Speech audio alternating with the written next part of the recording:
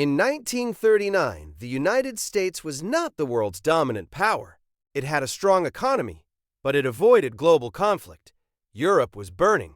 Asia was at war. America stayed distant. Until December 7, 1941. In a single morning, everything changed. And by the end of the war, the United States would become the most powerful nation on Earth. After the trauma of World War I, many Americans wanted nothing to do with another foreign war. The Great Depression had already devastated the country. Focus was on recovery, not overseas battles. President Franklin D. Roosevelt supported aiding allies like Britain, but public opinion remained divided. Officially, America stayed neutral, but neutrality would not last. On December 7, 1941, Japanese forces attacked the U.S. naval base at Pearl Harbor. Battleships were destroyed.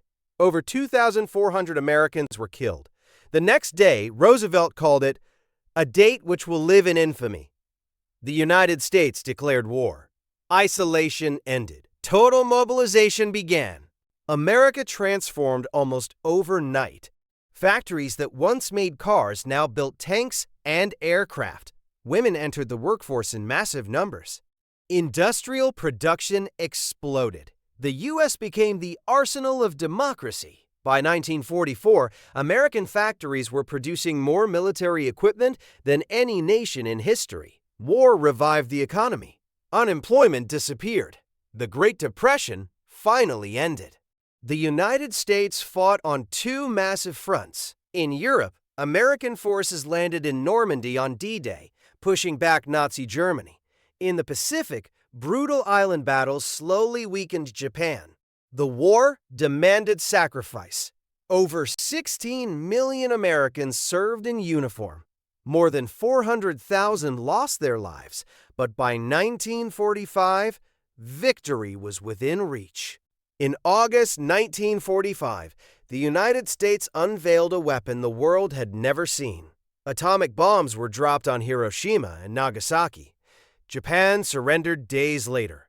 World War II ended, but something new had begun.